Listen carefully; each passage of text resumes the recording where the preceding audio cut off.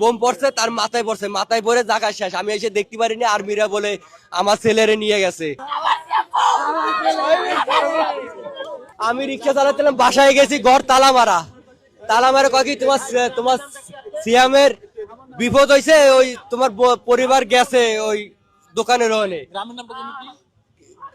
গ্রামের নাম হয়েছে খুলনা থানা দিগলিয়া গ্রাম দেয়ারা। আমি আইসে আমি দৌড়াই চলে আইছি, দৌড়াই চলে এলে আমি মোবাইলে টাকা ভরেছি, ভরে আমি ফোন দিচ্ছি, ফোন ধরে না। তখন আমি দৌড়াই দৌড়ে আসতেছি, তখন আমার এই জেঠজোশী আমার সামনে কাইন্দে পড়েছে, কয় সিয়াম নাই, মারা গেছে। তখন আমি এই জায়গায় দৌড়াই দৌড়াই আইসে আমি দেই এই দুর্ঘটনা হতে বলে শুনলাম এই জায়গায় চা খাওয়া সে চলে যাবে। ওই ফ্লাইওভার থেকে বোম পড়ছে, তার মাথায় পড়ছে, মাথায় পড়ে জায়গা শেষ। আমি এসে দেখতে পারিনি, আর্মিরা বলে আমার ছেলেরে নিয়ে গেছে।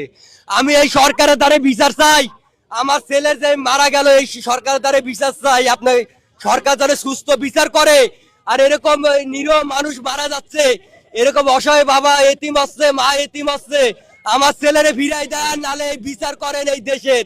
আমি সরকারের দ্বারা আবেদন জানাই, আর কিছু চাই না।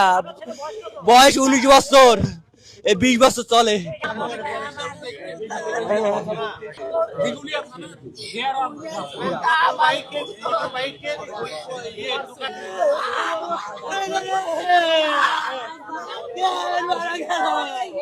আমার ছেলে নাই রে, আমার ছেলে নাই রে,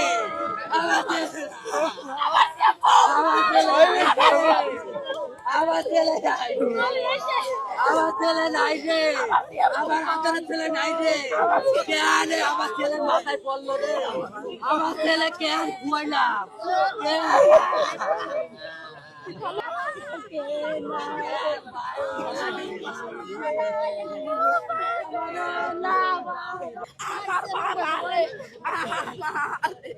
আমার বুইলে কি লইয়া থাকবে রে, বাবাই তো টাকা ইনকাম করিয়া খাওয়ায় রে।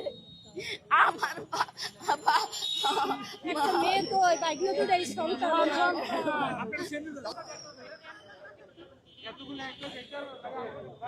আসলে কি দেখবো, দেখা যায়নি, আমরা দাঁড়াই ছিলাম যারা, জাস্ট উপর থেকে একটা জিনিস পড়ছে, ওনার মাথায় পড়ছে, বাকি সবাই সিরাসিটা চলে গেছে, শব্দ শুনে সবাই চলে গেছে। পরে এসে দেখা যায় যে উনি পড়ে আছে, রক্তাক্ত অবস্থা পড়ে আছে, মাথায় ফুলি বের হয়ে গেছে। আসলে আমরা কি চাবো, উনি চায় একটা বিচার, সুষ্ঠু বিচার।